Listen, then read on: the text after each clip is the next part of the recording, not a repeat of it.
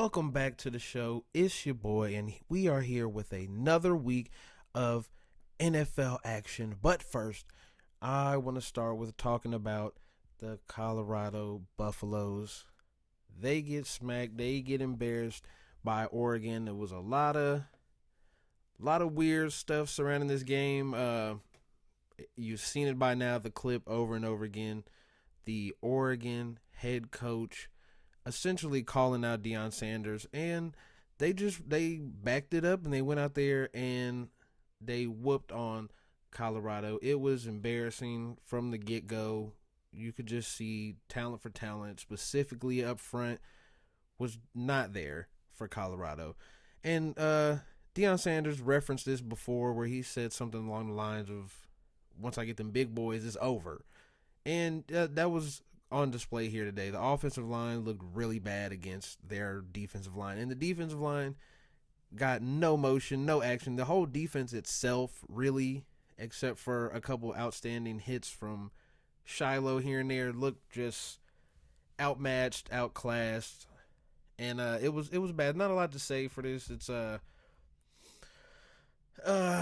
It's disappointing in a way and not in another way, because did it seem slightly unfair, like a bit of an unfair mismatch at the time going into it? Yeah, perennial powerhouse program Oregon stepping up to the quote unquote Cinderella story of Colorado. I think, yeah, this was due. I'd rather them get beat like this now than get any deeper and get beat by a team. The USC game looks scary. The whole thing. My whole thing here is I've been talking about Shador a lot and how I think he's a top tier quarterback right now, and I still believe that if you got him some time, if you gave him a little something to work with. Let's see, what did he get here? He ended up with 159 yards, one touchdown, 23 for 33. A lot of that is just junk stats, So I think you can see it. The line cannot hold up at all. Shador had no time whatsoever to get anything going, and when he did have time, his receivers didn't get open. Now, that with the very few times. And that's not to say the receivers didn't get open a lot. They were open a lot. But if there's not time to throw the ball, it gets very difficult to maintain any type of passing game. It's virtually impossible. So I don't. I wish Colorado. I want Colorado to be good. Did I expect Colorado to basically remain without a loss the entire time? No. Realistic expectations would have had you believing they're gonna win. They're gonna win a couple more games they shouldn't win and be, I think Daniel said it on the last episode. 8-4 sounds reasonable, just enough to get into a bowl game probably and keep a little of the buzz alive. But I think, hey, the thing we got to look out for is next year. Nowadays, with the transfer portal, the fact that they put a team that could start 3-0 together that way shows some positive signs for Colorado, and I think eventually I think in the next 2 years we might look at this. We might look at this game a little different. Colorado going into Oregon might look a little different in a couple years, and that's been my whole thing. Is I just hope that the whatever is going on, whatever you want to call it, the the aura that is surrounding Colorado isn't just washed away by the spanking they got, essentially. Because even looking at it here, they had 35 in the first half, and it was just bad. It was bad. It was hard to watch, and it sucks that Colorado had to go out like that. But I think if they can somehow just recruit or get some guys to transfer in, get a real offensive line, a real defensive line, and just stack this team up a little more with Shador coming back, Travis coming back, Shiloh coming back. I'm not sure about some of the receivers, but if those receivers come back with new weapons, with just the way everything works now with NIL and transfer deals, there's no reason that Colorado can't be a powerhouse program within 2 years, 2 to 3 years. And I really believe that there's a lot of kids right now sitting on the bench somewhere at a Power Five school and thinking, I should be starting. I want playing time. I want to put tape out there so I can hopefully go to the league. Where's a good way to do that? Hey, I'm a left tackle. I'm a 5-star left tackle that's on the bench right now because I'm a sophomore. Hey, you can go to Colorado and get tick like that, right? So I think looking forward, Colorado can be a real problem, and I think it got annoying afterwards just to see so many people ready to pounce on them, so many people ready to pounce on Dion and pounce on Shador and call them out for not being good. It's like, no, they're good. They're not a top tier team. Most of these other teams aren't these top tier teams. Like the Ohio State Notre Dame game, crazy game. Colorado doesn't have that. Oregon probably doesn't even have the same level of talent as an Ohio State right now or a Notre Dame right now.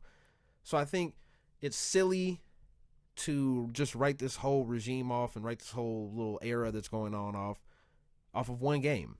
I think let's look up 2, 3, 4 years from now. Mark it September 24th. Let's look up September 24th, 2025, and let's check out what Colorado and Deion Sanders are doing then. That's what I want to know. I think things will be a little bit different, but yeah, the Buffaloes got spanked, and you can just see the differential in talent. It sucks. It hurts that the buzz might wear off a little bit after this L, but I think that give it a few years. Get some of them big boys, them hogs up front. That's about it. That's get you a big boy from Florida, Texas, that's ready to go in there and really put in work, especially when you get to the Big 12. If he can build some type of offensive line and defensive line now, knowing how important it is in the Big 12, it's going to be dangerous because Big 12 defense is known for being bad.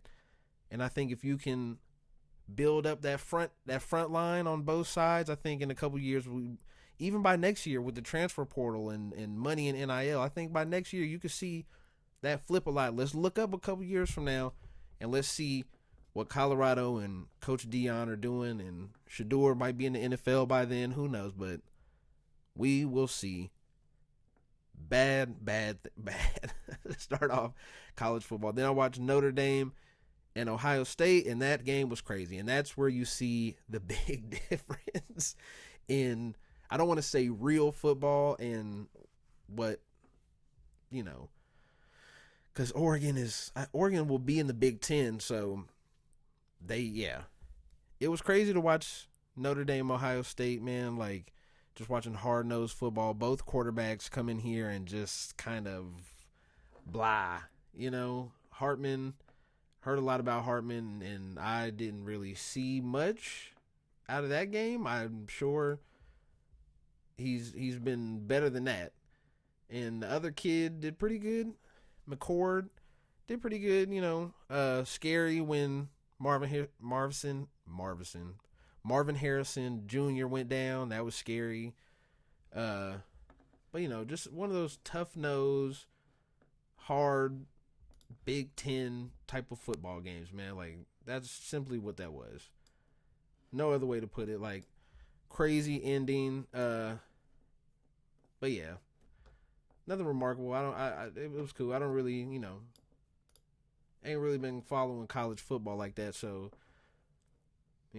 that's why the Colorado story is so crazy, because I think you got a lot of people that haven't been watching college football again, simply off the buzz and virality of just being around all that. Like, so pretty wild, man. Saturday was cool. Didn't watch a lot of stuff, but watched those two.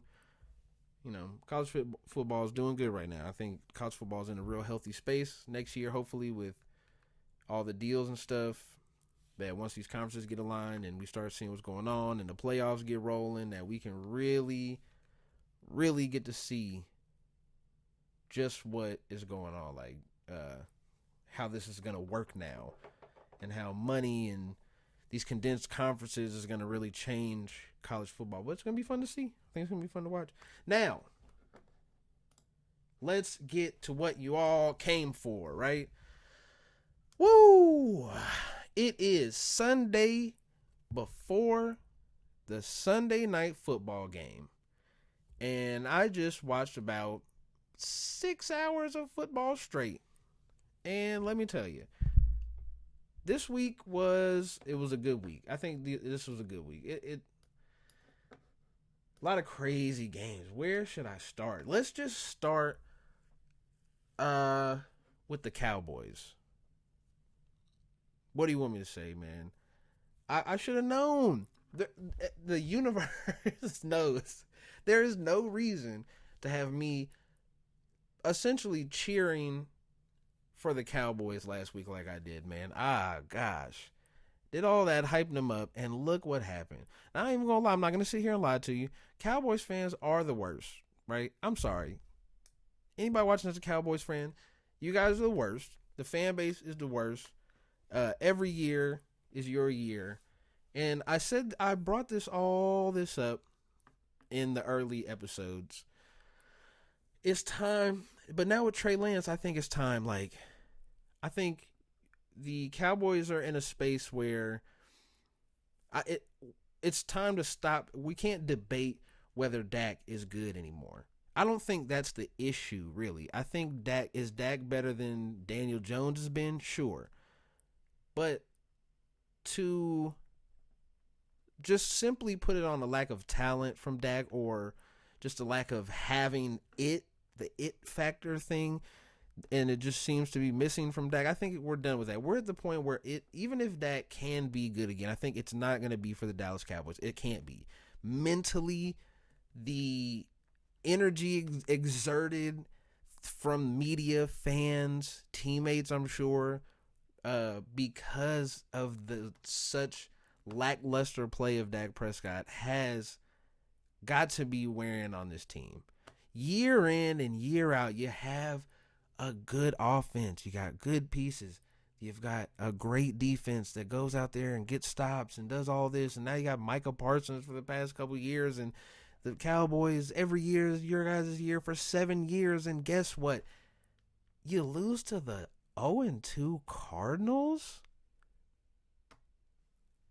that just lost to the Commanders and the Giants. That's not good. Not a good sign as a Cowboys fan that a team that just beat two, or that just lost to two of your in-division rivals, fall, or you fall to them. It's not a good sign. The Cowboys. And I say all this because if you watch the game, you've seen the way it ended. Dak throws a pick in the end zone with about, I think, maybe 4 minutes or so left. And it's tough. It's tough to see it over and over again. And I feel like Cowboys fans need to know this. It's time to move on from Dak. Take a page out of what the Chiefs did and really work with Trey Lance. Look what Jordan Love is doing. I'll get to Jordan Love in a little bit, but look what's going on with Jordan Love, right? Just take Trey Lance, give him as many reps as you possibly can. I understand this is still a good year. This is one loss, and you can rebound from one early loss to a bad team that you didn't take seriously, okay? You can do that. That's not right now. The reason you guys lost this game, the reason the Cowboys lost this game is because of Dak Prescott. And this is exactly what everybody / Cowboys fans, whatever, this is what you guys were worried about. Okay, let's look at this. 25-40, 250, 1 touchdown, 1 interception. Tony Pollard, 122 yards. Cool. Looking here, it looks like everything's hitting, right? But when you watch the game, you see Dak playing and scared. It's the Cardinals, and Dak is still out there playing scared. because you were down the whole game. I don't think they led the entire game. No, they didn't lead the entire game. They scored one touchdown. It's time. Dak, ain't it? And the mental scarring, just the scar tissue from being the Cowboys quarterback, I think is the main reason that it's time to move on from Dak.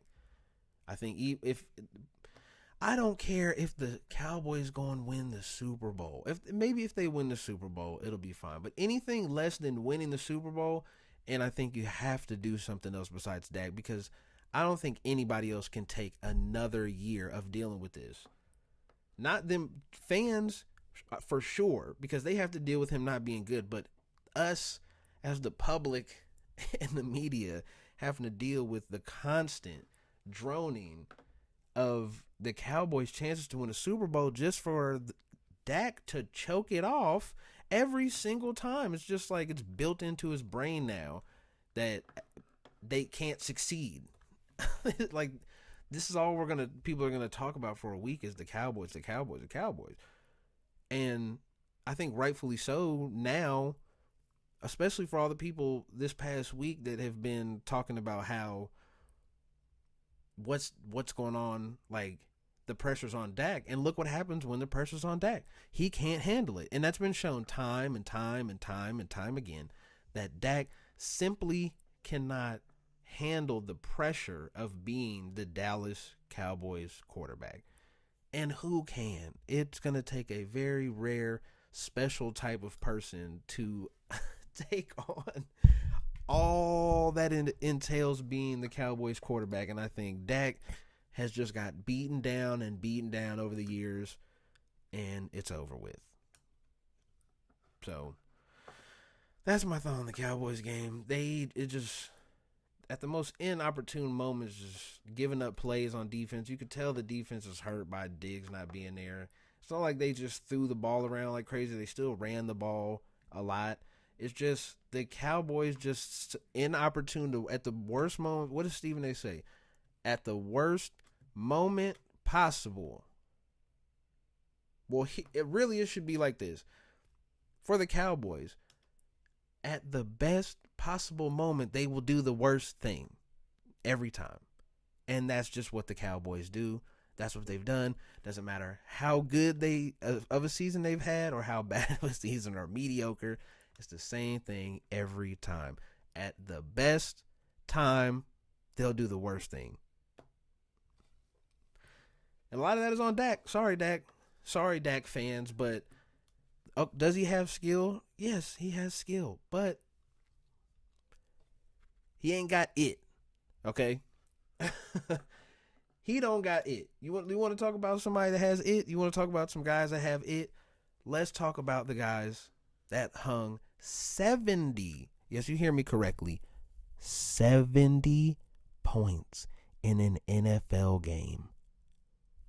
The Miami Dolphins put up 70 points running the ball. The crazy thing is that at some point they took their foot off the pedal and ran the ball and still scored like 20 points. In the fourth quarter, they just were like, all right, we're just going to run the ball now. Okay, so this backup that we have, A-Chan, yeah, he's just going to take it for 200 yards. He's just going to just have a casual 18-carry, 200-yard game. That's what it is. They threw the ball 28 times, right? And ran it 43 times, scored 70. They scored 70 points running the ball. Ah, man. I spent a lot of time talking about red zone percentage. I wonder what it is in this game. Because I stopped watching this at halftime because it was, 35-14 or something like that. 35-13 at the half. Yikes. Now, okay, let's do this though. The Dolphins hung 70 points and lost their minds and scored 70 points running the ball. But there were a couple holes you could see, and I don't want to nitpick, but I'm going to nitpick because you're considered one of the best teams in the league right now. The Broncos moved the ball somewhat well. Now I have to preface that a lot because they got a lot of chances with the ball after a team puts up 70 points and scores on virtually every drive that they have. Did they score every drive that they got the ball? Oh, hold on. Let me see. Okay. Touchdown, touchdown, touchdown. Turnover on downs, touchdown, touchdown. End of the half, touchdown, touchdown, touchdown. Punt, touchdown, touchdown. Oh my goodness. One, two, three. Three drives where they didn't score the ball. Yeah, so the Broncos got a lot of opportunities at the ball. And the stats, that's why I was going to say they did move the ball. They essentially just did not convert on third down. I think it was something 3-12 on third downs, not going to get it done, and that's why you got 70 hung on your head. Woo, Sean Payton, you might want to let those guys wear some bucket hats, and you might want to let the Broncos get their crew, or Russell get Team 3 back in the locker room or something, because getting 70 hung on you is like bananas. That's a different level of getting whooped, you know? But, they did move the ball a little bit passing. The Dolphins, there was moments where it was like the secondary just couldn't do what they needed to do, but still, not a lot to talk about this game. It was crazy. Let's just look. What did Tyreek have? Tyreek ended up with 157 and a touchdown, and had that opening touchdown that I think kind of broke the game, and just that was the end. Once he caught that big bomb, it was over. Yeah, Tua putting up MVP numbers, man. Hey, putting up real MVP numbers. I pray, please, for Tua not to get hurt, because I don't want to. I want to get the best games possible. I'm a Chiefs fan first, sure, but I want the best games possible to happen. I want to play Dolphins full strength, Chiefs full strength, week 8 or whatever it is in Germany. I need that. I need Tua Mahomes. I need like the full thing to it. So just slide, go down, throw the ball away, do whatever you got to do. Stay healthy, please, because right now what y'all doing is crazy. So let's move on to the guy on the other side of that matchup I just talked about. Chiefs and Mahomes. You should have took the -12. If you're a betting man, you should have took that -12, because, oh, man, it was a blowout. I think it ended up being 10-41. Bad whooping. It was just simple. Chiefs. It's a lot of those games today of just one team outclassed the other team. Period. End of story. That was the game. One team was purely better than the other team. Mahomes killed them. The only reason they scored a touchdown is because Blaine Gabbert came in and scared every Chiefs fan and hurt their heart, praying and wishing that praying and wishing that Chad Henne would come back immediately. Bring Shane Buechele back up, man. Because Blaine Gabbert is not it, okay? That can't be the backup. One of the main takeaways of this game, a lot of people are going to say, is, Pat's ankle again. Pat, in maybe the third quarter or so, got rolled up on, tweaked his ankle. He comes towards the sideline limping. We go to, I think might have been at halftime or whatever, and he comes back and he plays and he looks fine. He doesn't move very much after that. Not a lot of movement from Pat, and I think that's when they just are like, hey, we're up 30 plus. This is the end of your day. And here comes Blaine Gabbert just throwing picks like crazy, right? But overall, Chiefs, I think at some point we're going to have to talk about the penalties with the offensive line, because there was a moment where they had to sit Juwan Taylor, and I think the only reason he really got back in the game was because of injuries. Because Donovan Smith got hurt, so Prince Tigwanogo had to move to left tackle, and Juwan had to come back in. There was no more penalties from what I watching it. Like I did have the sound off, and I was kind of flipping around watching the Cowboys get stomped in. So I didn't see a lot of the very end of the game. So, but no more penalties. The line is I think we're back to that where the line is going to be scary here and there. Just from the penalty standpoint. This is going to come around full circle. I just hope it's not in the playoffs, or in the Super Bowl or costs us some type of Super Bowl or whatever. We've already been through that. The offsides from D Ford. I can't. No. But this is going to come back around eventually, and they're going to call this on Jawan Taylor in a moment somewhere down the line. They're just building up to it now. So I wouldn't be surprised if in some of these big games they just take Jawan Taylor out just to get the eyeballs off of him getting off early. So, yeah, it's a little worrisome. I think that's the only thing to be worried about here. The secondary was destroyed the Bears up front, destroyed them. Could have had a little more pressure from the defensive line, I guess, but that's just real nitpicking, And I just nitpick the Dolphins, but that's my takeaways here is, the defensive line and Chris Jones and them boys, they didn't have to really do a lot to get to Herbert, but it could have been better. They could have got to him quicker on some of those passes. He held the ball for a long time. Yeah. Offensive line, get it together with the penalties. Please just lay off Jawan Taylor just a little bit, Let the man breathe. Jeez, every tackle does it. If we're doing this year, it's going to be a lot of false start calls this year, and it's going to be frustrating. But, yeah, good dub from the Chiefs and them guys. Oh, Taylor Swift was at the game. Taylor Swift at the Chiefs game, got to see Travis Kelce catch a touchdown. Sitting in the up there in the suite with Mama Kelce. Yeah, that's going to get talked about a lot. Travis Kelce got Taylor Swift up to the Chiefs game. Man, crazy. And we showed out. We showed out in our Taylor Swift game. So that's good to see, Hopefully that means good things. Taylor's been tearing it up this year. So I hope that little juju rubs off a little bit on the Chiefs and, we can go on our own little world tour. Let's see. Let's see here. What do we... Ooh, hold on. A lot of crazy games, man. A lot of crazy games. Let's go here. The Jacksonville Jaguars. I think right now we need to take a look at Jacksonville because now the Jaguars got it together late at the end of the year last year, I think after going 1-7.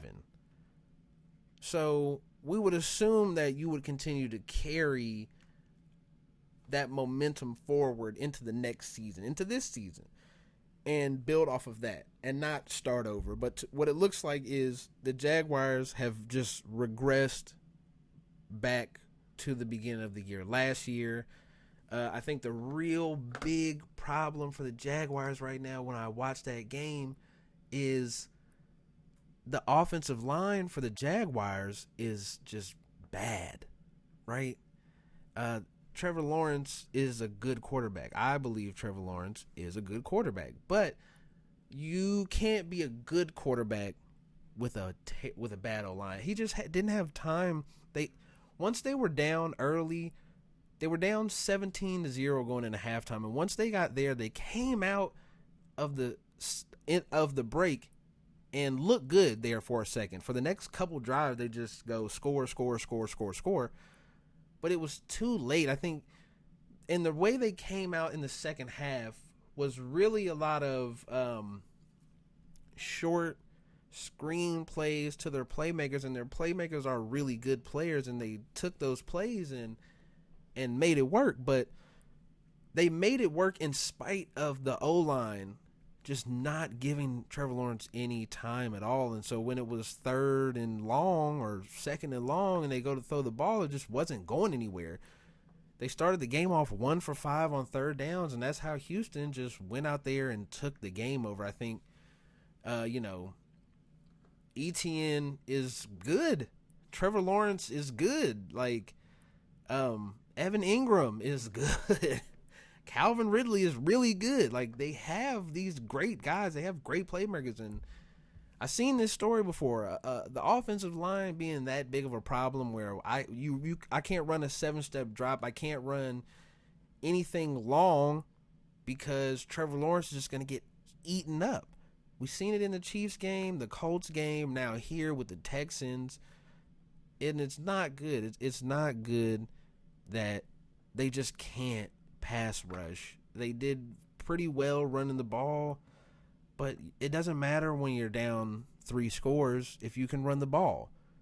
You need to be able to generate some big plays, and Trevor Lawrence has the tools to do that, but he doesn't have the tools to do that if 3 guys are tackling him and he's crunched up into a little ball, or if the pocket collapsing on him over and over and over again. It took its toll here, and the Texans come out and look awesome.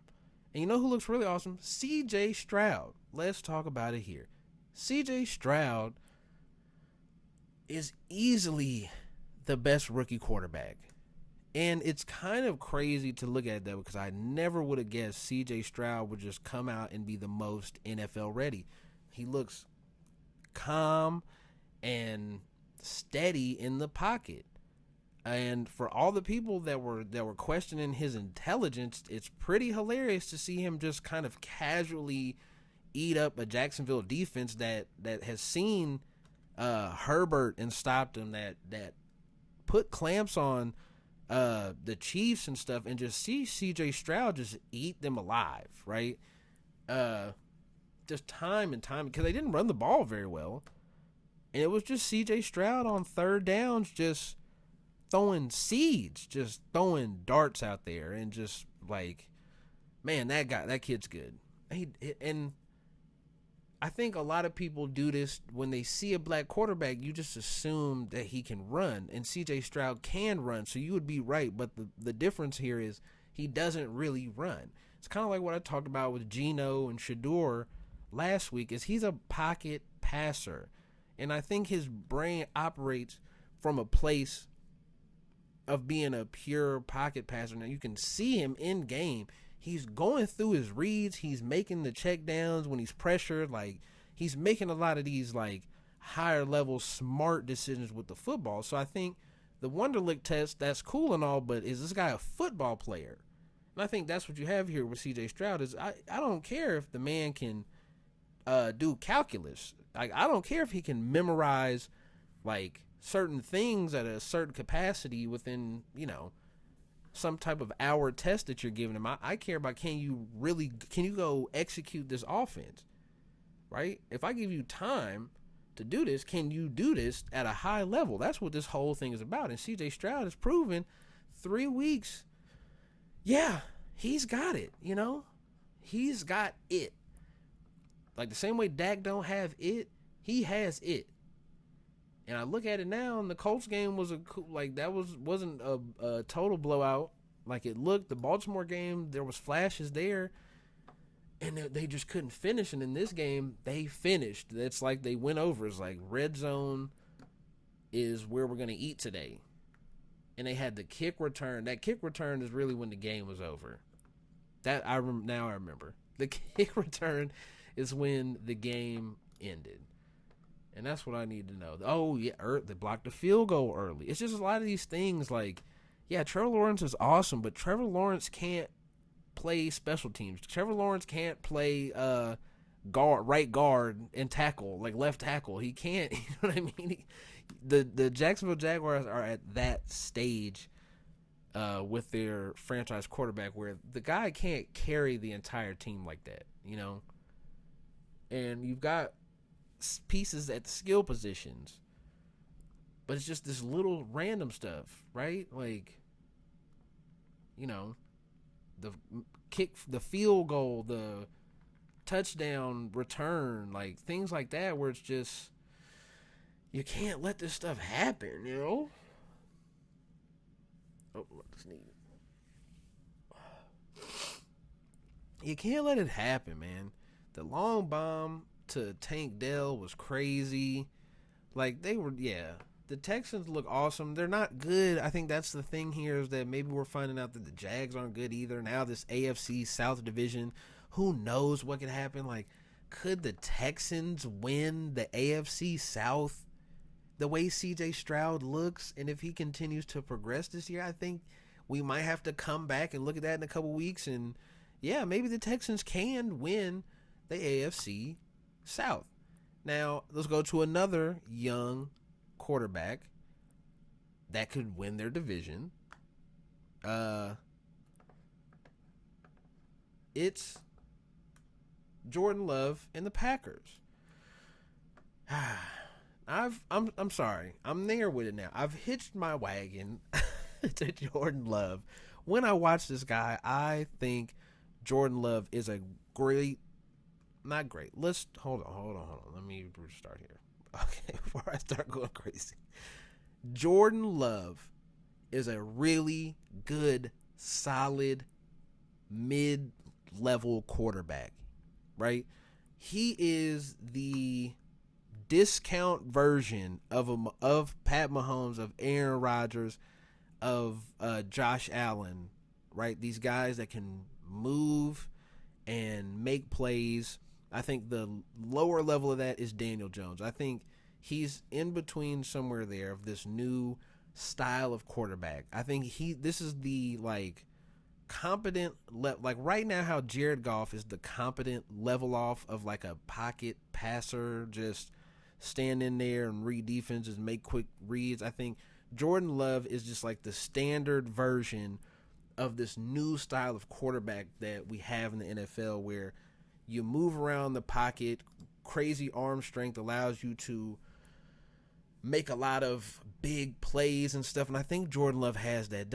Is he sitting there? I mean, he threw for 50%, right? He threw 22 of 44, but the plays he made on third down with the pocket collapsing, getting outside and avoiding pressure and just making timely throws and decisions and just getting it.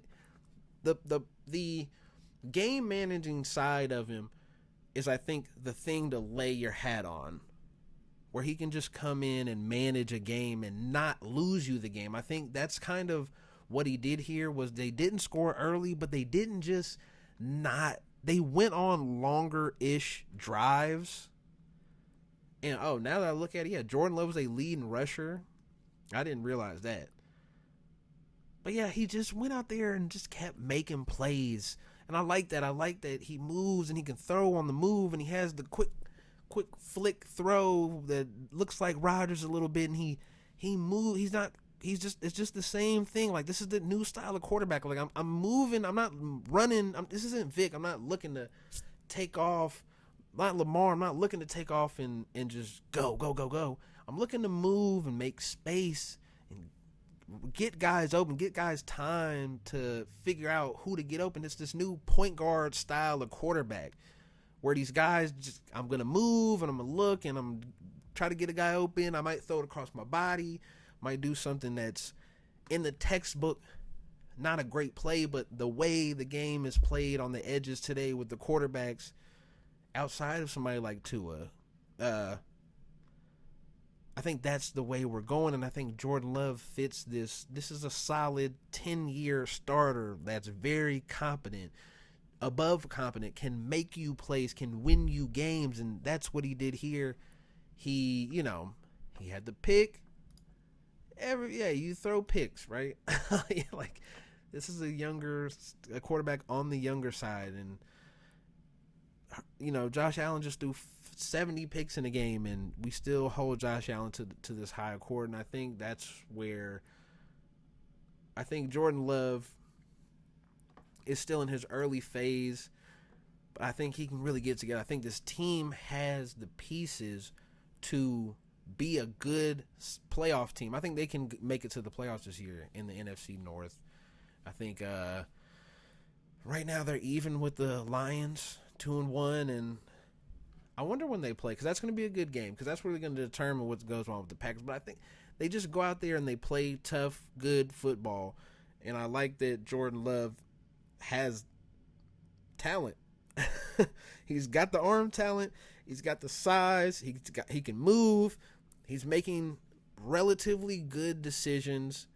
You know, not compared to the great quarterbacks right now, but compared to the base level quarterback, he's above base level quarterbacking right now. I would say if I had to take Jordan Love or Brock Purdy, I'm taking Jordan Love. If I put Jordan Love on the 49ers right now, he would probably be an MVP candidate.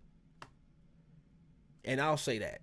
I think the things that I've seen Jordan Love do with a football in his hands compared to Brock Purdy is different levels.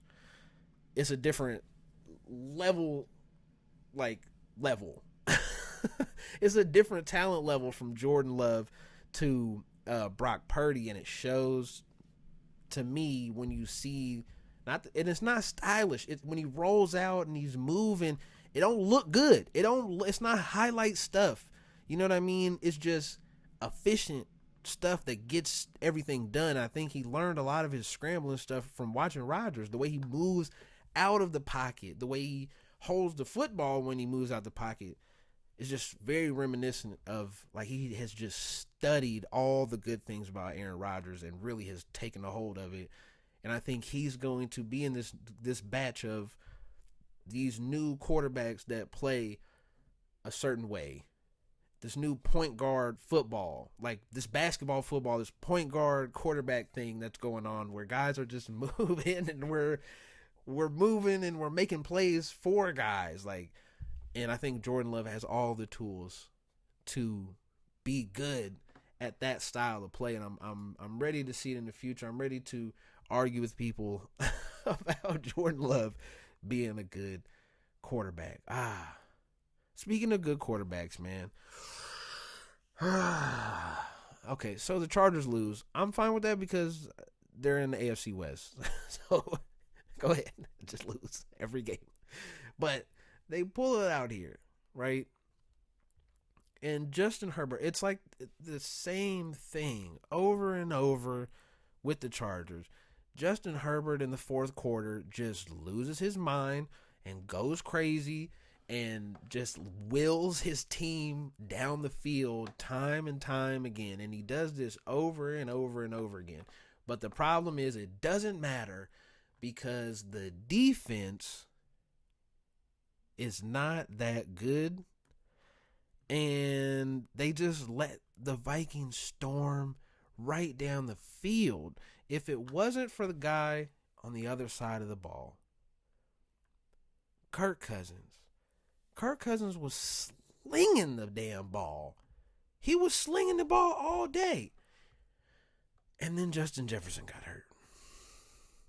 And when Justin Jefferson got hurt, it was right towards the end of the game, if I remember correctly. And then on the last play with maybe a minute left, with 12 seconds left, that's right. They get down the field with no timeouts, and instead of clocking the ball and spiking it at around 30 seconds, they try to get a play in. And Kirk Cousins throws an interception into the end zone with 12 seconds left. Now, my whole point is to bring this up. If you trust the Chargers, it's going to be tough to watch a lot of these games because, of course, you're in a good position because Justin Herbert essentially can do anything any quarterback could do on a football field. Could he run it 30 yards if he needed to? Yes. Can he throw it a 70-yard bomb? Yes. Can he play the check down game? Yes. Can he play the point guard quarterback style? That's what he does, and he's elite at that. But it doesn't matter if the defense coughs up leads on 2-minute drills, just lets teams just run the ball, not run the ball down their throat, but literally just put the ball wherever they want. Kirk Cousins just spun it and put the ball wherever he felt like it. And I think if Justin Jefferson was in the game with that last play, that we looking at a different game. So I think they would have won this game. And I think this game is a lot more. You shouldn't feel good. This is one of those games where Chargers fans probably shouldn't feel good about the win because they almost chargered the game again. The fact that I thought I was the only one saying it for a while, but this is a thing now where people have been saying the Chargers chargering. The Chargers almost chargered the game in the most chargery way possible. But good old Kirk Cousins had to come and save them and save their fans from having to talk about Brandon Staley getting fired because he choked it and didn't get the ball clock, didn't clock the ball or whatever, and just went up and threw a pick into the end zone and saved the Chargers' day. But that defense was about to give up another touchdown in a 2-minute drill. And we still need to talk about Brandon Staley. Even I don't care that they won the game. We need to talk about that. It almost happened again. That the Chargers almost chargered again. So all the Chargers fans need to get down on their knees and thank Kirk Cousins for throwing a pick, man, because that's really what saved them here. Let's talk about another team that choked, man. The Ravens. Maybe Danny was right, you know. I know I was right about a couple things last week on Friday's episode. Or Thursday's episode, excuse me. I know I was right about a couple things, and I think he was right about a couple things too. Yeah, the Ravens, yeah, they choked. So I need to go to something here because I was looking at it earlier, and I think it just explains the game, right? My opinion is always going to come from watching the game first. Am I a stats guy? Yes, I like the stats because I feel like the stats and analytics can sometimes back up what you see or kind of show you what you're seeing or what you're not seeing. And this isn't even a stat thing more than Baltimore just started off really bad, right? So you look at this, they come out, they score a touchdown in the first quarter, 12-play, 80-yard drive. Great way to start the game. 7-0. But then you fumble and you stop them from scoring. And then you go 3 and out and you get 1 yard. And then you fumble and then you punt. So after the touchdown, which is 9 minutes into the first quarter, the Ravens' following drives are fumble, punt, punt, touchdown, field goal, punt, missed field goal, punt, 4th downs, game over. So, for as much as we expected the Ravens' offense to be explosive, and I don't know if it can't, like, Odell is basically guaranteed to get hurt every year. So you don't have the excuse of saying that we didn't have Odell because there's no reason for that, right? There's no reason that Odell should carry this whole offense. And I know they're missing linemen. They're missing a lot of guys, but Gardner Minshew, and the Colts and Zach Moss, not even Jonathan Taylor, Zach Moss and Gardner Minshew dominate the game. With Michael Pittman makes that crazy catch. And you just get to a point where I think questioning whether or not Lamar Jackson can throw the ball would be stupid here, right? They changed play calling, so we can't really do that anymore. They ran for 186 yards. But the problem, again, and I just talked about this in another game, if you ran the ball 37 times, you threw it 31 times, but the problem with that is you were down the entire game. And that's what happened here is just couldn't generate offense. And at the end of the game, somehow just the Colts got the big play they needed. Or this game would have damn near ended up tied. it's just they just can't get away from running the ball. I understand it's their strength, but you got to rip it, man. Like you got to rip it. I thought we were getting to a point where they were going to start like really airing it out, throwing the ball. Justin Herbert threw the ball 50 times. Like I think he had 400 yards. Like a close game like this, like it's just crazy to see that they just stick to running the ball. And I mean, like, look at this, man.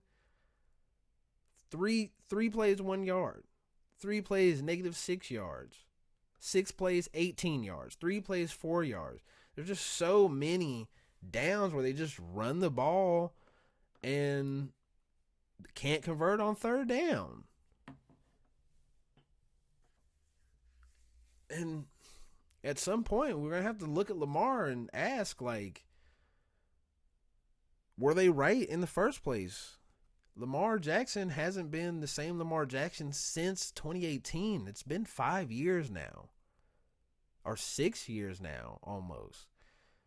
I just wonder when we have to have the conversation of maybe Lamar is on a lesser tier down than some of the other guys, you know? Like, if what Jalen Hurts this past 2 weeks or whatever, or 3 weeks, if he played like this for the next 5 years, will we hold him in such a high regard as we do now? I don't think so. And I think that's what's happening right now with Lamar. I just wonder if it's time to start questioning whether or not Lamar Jackson can get it done throwing the ball. Yeah, you ran for 100 yards. Like, you had a great fantasy game, but that means nothing when you can't win games. You know, and I know they won. They beat the Texans, and Texans beat the Jaguars. You can do some paper, rock, scissors there, but there's no reason they lost to the Colts. They kept trying to run the ball, and that's what doesn't make any sense. Like, let's go look at the last couple plays. Like, let's go look at the overtime plays. Okay. They ran the ball. This is the first. So they get a stop on the Colts. This is overtime. You have to score to win. There's overtime. You have to score to win. They force a 3 and out from the Colts. And this is what I've been saying. They run the ball. Incomplete, punt. So this is what I mean. Time and time again, they keep running the ball. And I think Tony Romo made a good point during the Jets game where he said sometimes nowadays you kind of have to pass the ball on first down just so you can get an easy completion that you're not fighting against negative yards already, and you're not pressured to go out and do anything crazy, but just get yards, get positive yardage and gain and on the downs.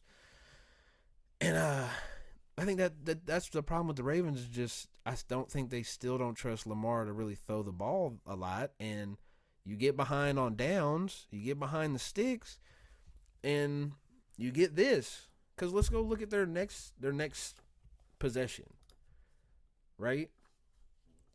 And this is what happens. Incomplete, 70-yard completion, incomplete, timeout, incomplete, downs, that's a game.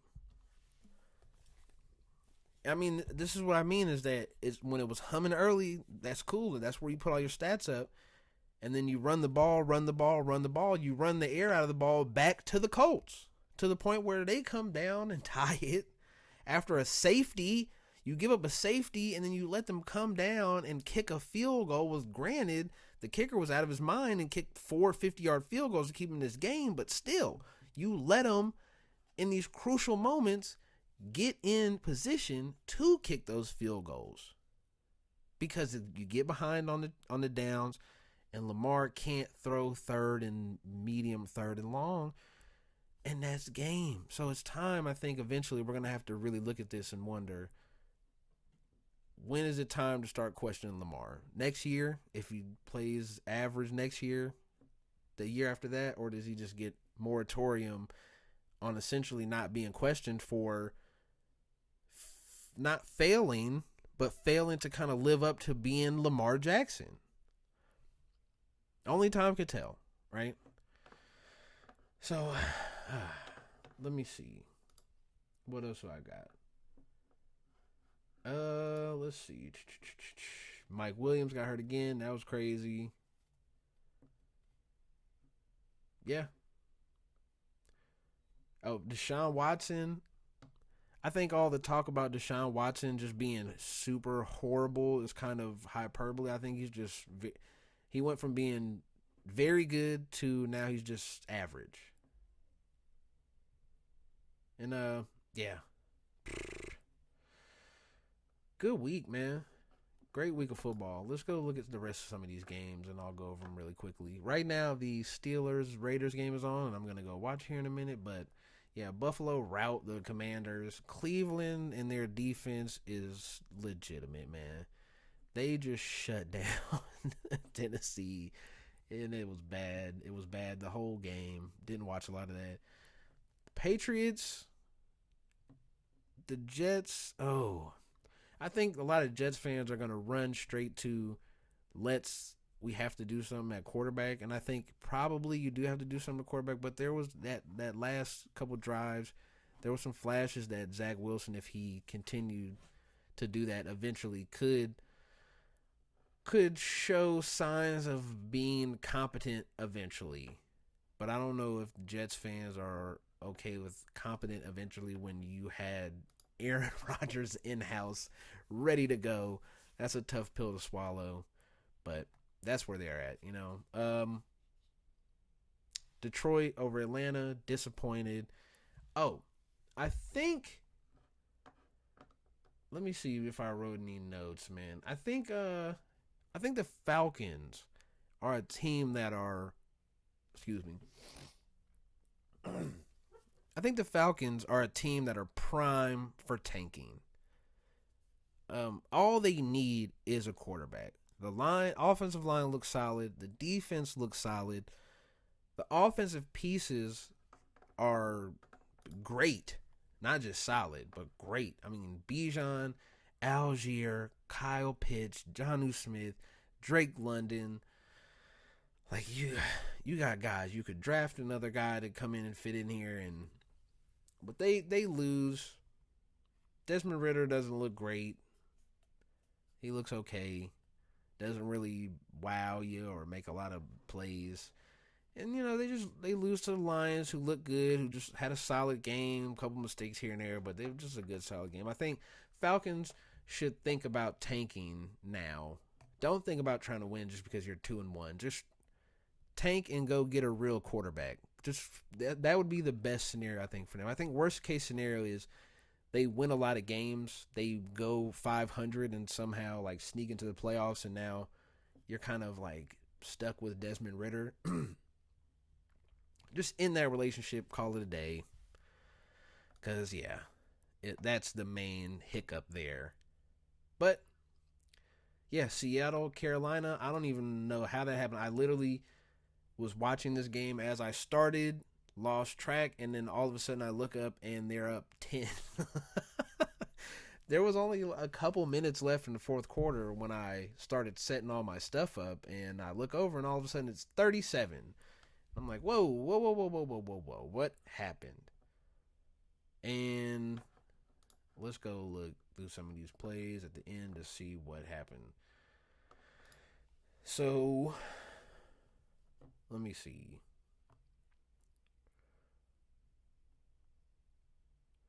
Yeah, they scored in the red zone. Jeez.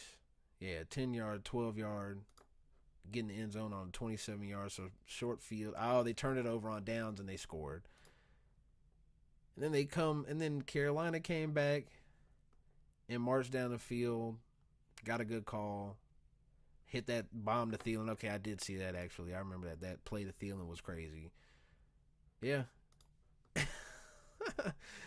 Yep. And then they just couldn't do nothing. Couldn't do nothing. Damn. Yeah. Shout out Carolina, man. Maybe there's some Ewing theory stuff. Shout out Bill Simmons. Maybe there's some Ewing theory things here with Bryce Young. I tried to tell y'all in I think maybe the first episode. I don't believe in small quarterbacks. I don't think it can work. Like, I'm 5'8", so I know what being around a bunch of 6'5" guys looks like. It's not great when you got a bunch of guys that are 6'2" and up chasing you around, and you don't have a good offensive line, and you don't really have good pieces. But to argue that Andy Dalton went that out there and made the Carolina weapons look competent, so maybe it's a Bryce Young thing. I think it's a Bryce Young thing. I think they made a mistake. C.J. Stroud looks amazing. Yeah, but maybe just if he went to Carolina, he would look bad, and Bryce Young would be looking good now with Houston. You never know. It could just be one of those things where wrong place, wrong time, and this is what you get.